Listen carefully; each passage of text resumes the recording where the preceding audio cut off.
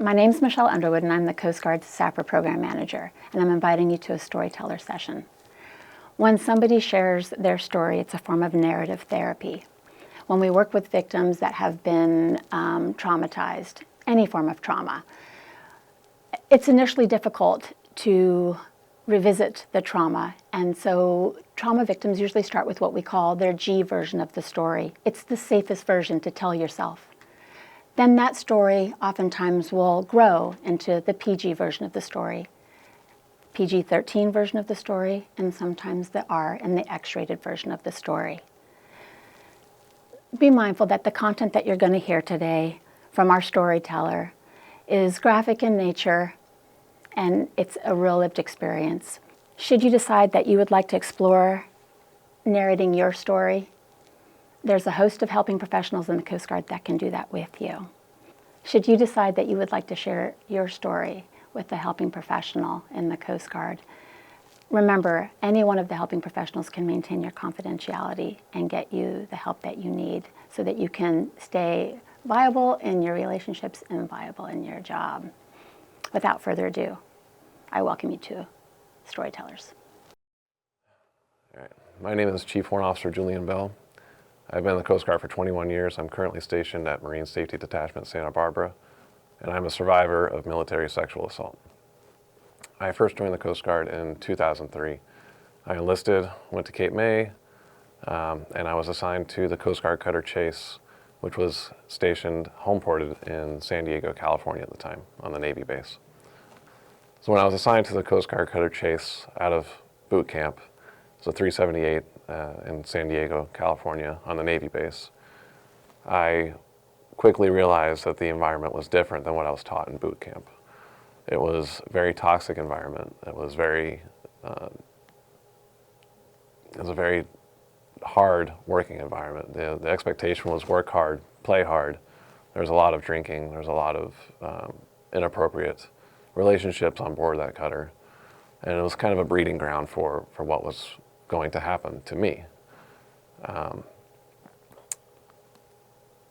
I was on my way to ITA school, and then I was actually masted.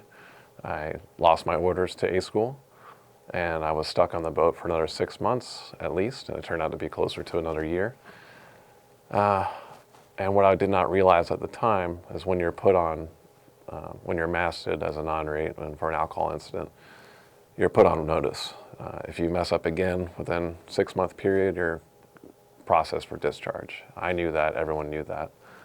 My perpetrator, my assailant knew that as well.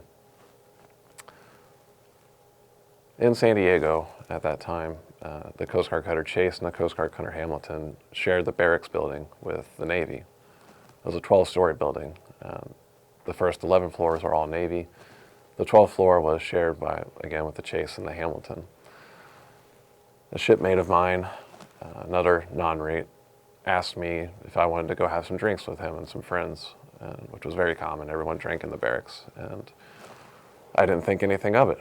I just wanted to have a beer after work and just relax, even though I was underage. And so I went with him, and I don't remember exactly where it was in the barracks. It was not on the floor where I was used to. It was not on the Chase or Hamilton side.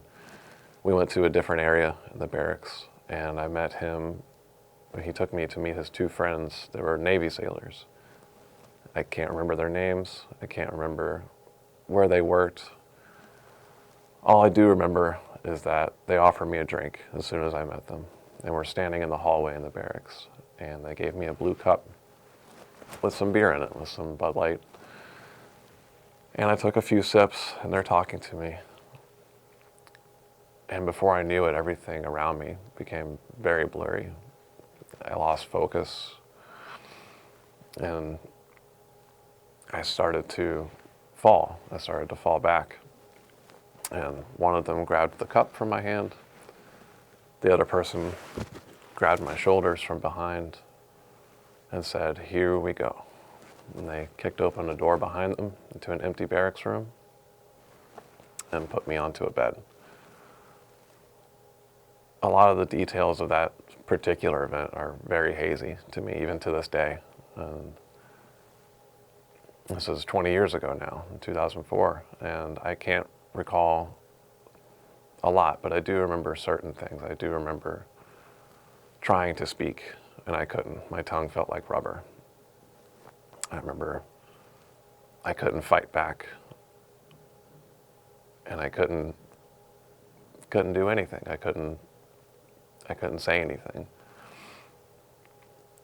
And when they were finished with me, I passed out for a while, and I remember waking up naked and putting my clothes back on and somehow floating back to my room. I don't know how I got there. I don't remember if I took the elevators or the stairs, or it's all a blur. It's a complete blur. The next thing I really remember is using the restroom.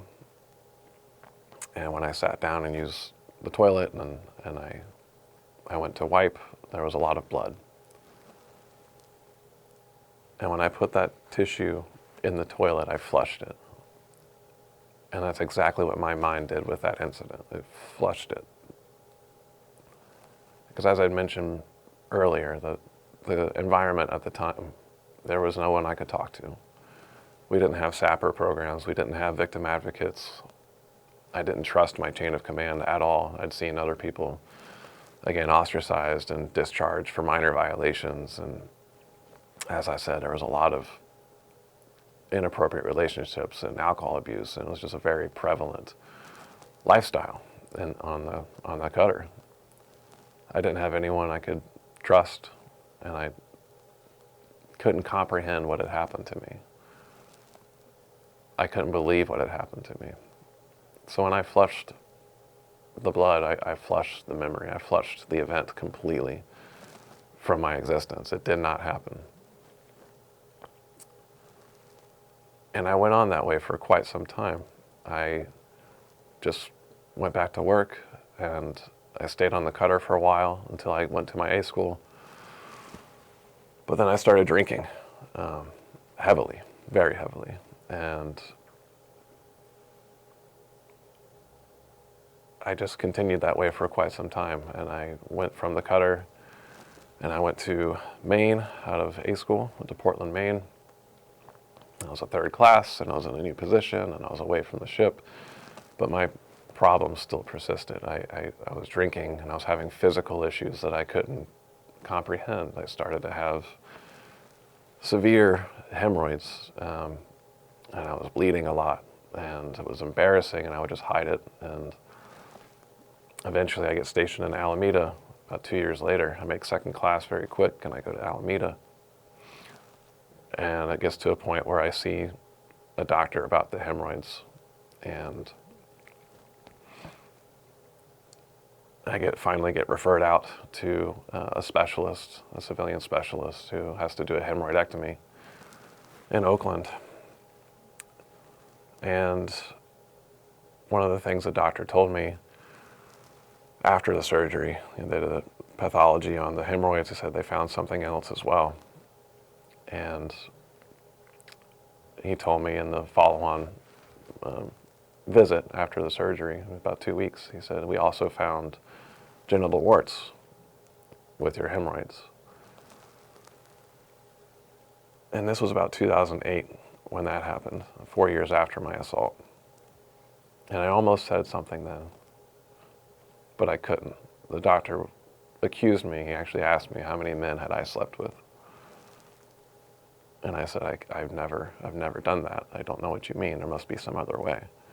I didn't even think about rape, but it was there. And it didn't even come to the surface. I couldn't possibly say at that point what had happened to me, because I didn't even know it happened. It was so far inside of me.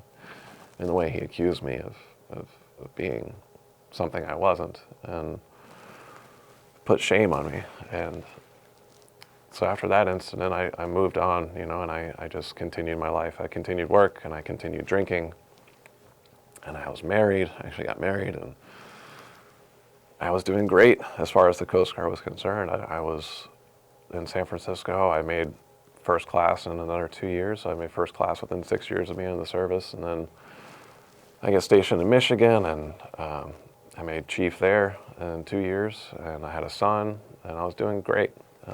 On the outside, I was doing excellent. You know, I made chief in 10 years, just under 10 years, and I had a baby boy, and we moved out to Baltimore, and that's where I worked as a chief for a while. And again, I was just living my life, and I was doing everything I was supposed to as far as the Coast Guard was concerned. And I worked really hard as a chief, and I gained my qualifications, and I did all the leadership training I was supposed to, and really involved in the chief's mess. And then I make warrant officer. In 2016, I make warrant officer, and I get stationed in Houston.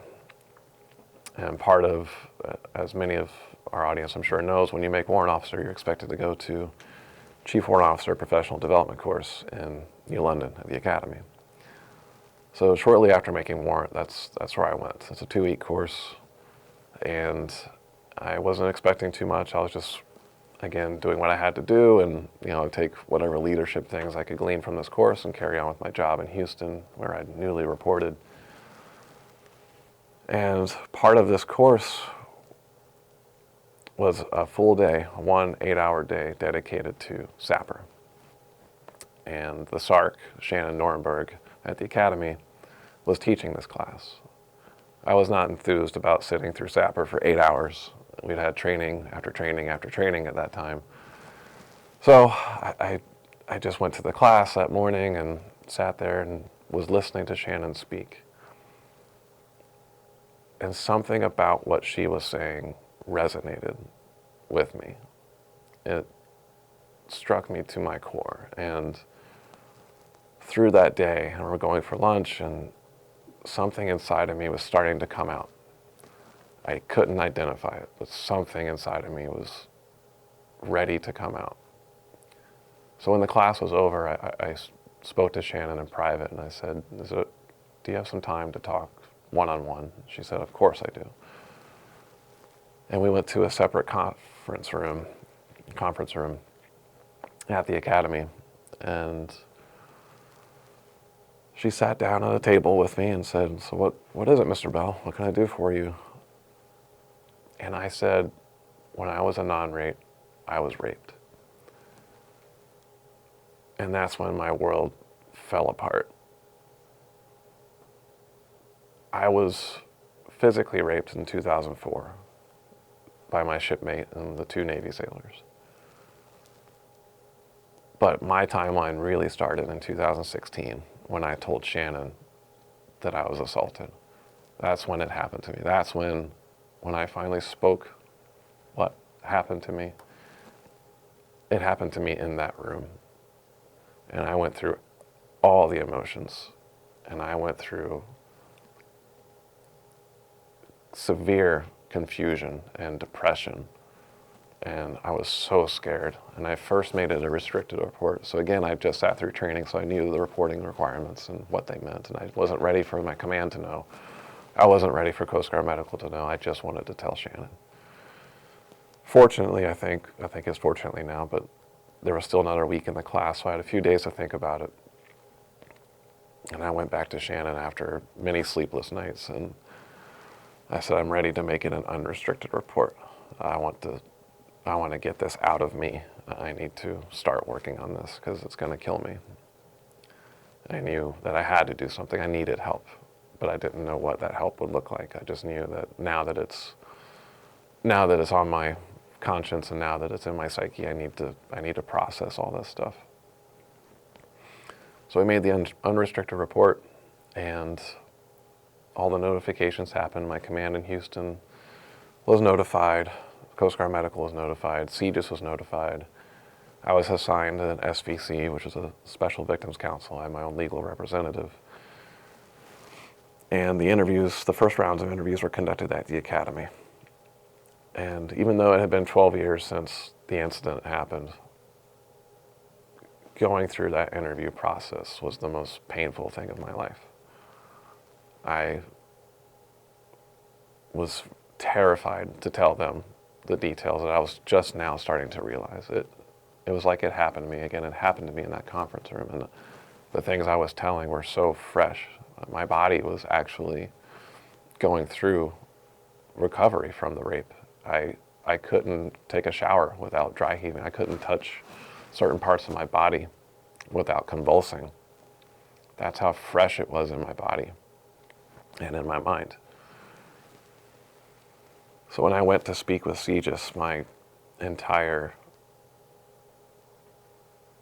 life was just falling apart. And luckily, in that interview process, I had my SVC with me, I had my lawyer, I had Shannon there as my SARC, as my VA, and they were very helpful to guide me through that painful process. I'm still grateful that they were there for that. But anyway, I go through the interview and I'm trying my best to remember details that just don't exist in my mind. And I later on learned that that's okay, that it's okay to not remember certain things, that our minds protect us from terrible things sometimes. And I couldn't remember names of the Navy assailants and all that stuff. So I was ridden with guilt. I was guilt-ridden and shame for that. And all those thoughts started coming to me. It's like, my God, it was very clear, it was methodical that what they were doing. I know that they did this before and probably did it again.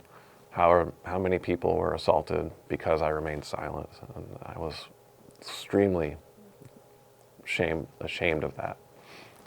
And all that was coming out during the interview. And they finished the interview and I finished the class. I fly back to Houston. And again, I knew the notifications were made. I knew that someone in Houston, the deputy commander of the sector and medical were aware of what had happened to me. And I get there waiting for someone to talk to me. And nobody reaches out. Nobody in my command says, hey, Mr. Bell, we know that this happened and we're here for you. I had to seek out that help. I think there was a stigma associated with the fact that my assault happened 12 years prior. That maybe he's okay. You know, he's a hard charger. He's been working so hard his whole career and he made warrant officer and he's in a good position. He's got this. I didn't at all. I was petrified every single day to go to work. I was petrified to wake up in the mornings. I needed help. And when I spoke to certain people, I had to get through it myself. I knew I was, again, on my own. I did not have support from my command. I did not have medical support. I had to fight for my own referrals. I had to really take care of myself. No one else was going to do it. And I was started on medication, which helped calm me down. It helped me from doing things that I would regret.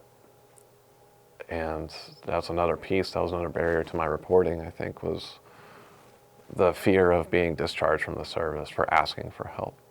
And I've seen that before. I'd seen that in the past with other shipmates, and I knew that if I spoke too loud that it would have negative repercussions. I might lose my job and my family would not have, a husband and a father that could take care of them. So when I spoke to medical finally and my doctor asked me if I was suicidal, I said no, of course, because I knew that I couldn't say yes. But I was very suicidal. I was ready to kill myself. I couldn't face what had happened to me. I couldn't face what I had to go through to heal. And I credit my son at the time, who was 3 years old, I credit him with saving my life. I found strength and love through him.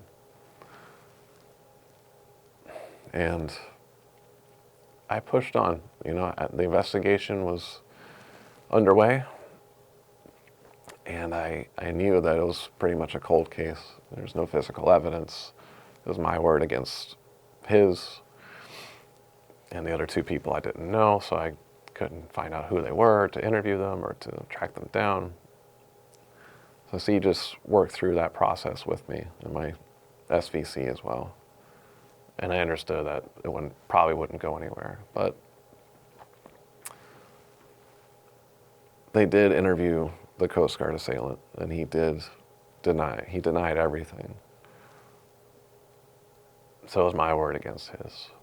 And he refused a polygraph test, and he said, he got a lawyer, and the lawyer said, don't say anything. So that's what he did. And that was where the case ended. And that was very difficult, knowing that my case would go nowhere, knowing that there would be no prosecution, that there would be no justice at that level. I had to accept that. And at this time, I started therapy, which was very helpful and a huge part of my recovery. And once that was over, it took about a year, maybe a little bit less than a year, for the investigation to wrap up. I finally started to feel better. I also attended group therapy, which was a huge part of my recovery as well. And I was very grateful for the doctors that I had, the civilian doctors I had, and the resources I had in Houston. But just when I start to feel a little bit better, I'm functioning and I'm able to put things in their proper place emotionally, I get diagnosed with cancer. And my cancer was soft tissue sarcoma in my pelvis. And I had about a 4-inch tumor abutting my rectum and my bladder. So it was just outside my rectum. And luckily this time my command was there for me. For this, they gave me all the time I needed to heal and to go. I had to go through radiation treatments and surgeries and all that stuff, as difficult as that was. But what was really fascinating, well, I shouldn't say fascinating, but what was really astounding to me is what the doctors discovered after they excised my tumor, after they removed my tumor. And they did a pathology on it, and they determined that the age of the tumor and how long it had been growing inside of me was roughly a year and a half, a year to a year and a half. And it was exactly a year and a half, almost to the day, from my diagnosis to when I spoke to Shannon, to when I came out with my story. That when my body finally started going through that trauma, to actually experience that trauma and the stress and the PTSD, that's when my tumor started forming, and that's when it grew. And it is hard to believe what our bodies can hold on to and how stress will manifest itself in your body. And again, my trauma almost killed me. The rape almost killed me again. It made me suicidal. It made me a severe drinker, and it gave me cancer. But I made it through all that. I recovered through my cancer, and I've been in remission ever since. It's been 5 years, full remission, and I'm grateful for that. I'm very grateful for that. I had an excellent medical team as well that took care of me in Houston. But I wasn't done healing, and I honestly feel that we're never done healing. It is a lifelong journey, and there are times when it is 5 steps forward and 7 back, and it's scary, and you open yourself up to all these emotions that you've gone through and things that you never knew about yourself, and you start to really put your life in a different light. And I was finally able to do that through therapy and through self-care, and through self-love, and realizing that what happened to me was not my fault. It was not my fault. And whatever those people did potentially to other people is also not my fault. It's their fault. It is 100% their fault. And I finally got to a point in my life where I'm happy with myself. I'm proud of myself. I love my family. I've remarried.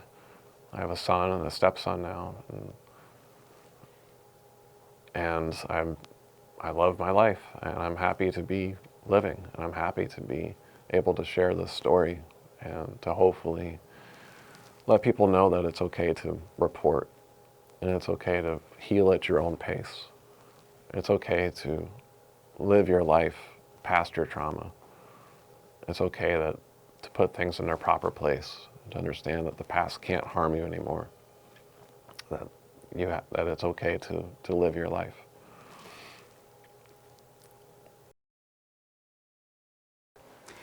Thanks for listening to our storytellers. Narrative therapy is just one modality to help a person work through their trauma. I know that the stories can be difficult to listen to. However, it's tremendously therapeutic to take trauma from your brain, give it a voice, and then let it be heard. So I thank you for taking the time. Any opinions expressed by our storytellers are their own lived experiences. They're not representative of the Coast Guard, the Coast Guard's efforts currently to address sexual assault and sexual harassment in our service, or the U.S. government. Thank you.